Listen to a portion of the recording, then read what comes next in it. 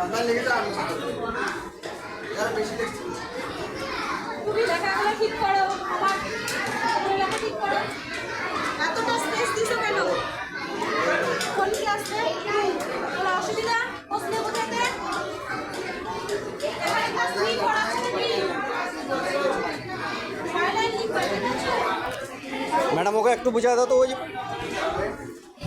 এখানে শুনো, এখানে যে পাবলিক আছে না পাবলিক আছে, হ্যাঁ পড়া হবে, আতায় আঁকা হবে না।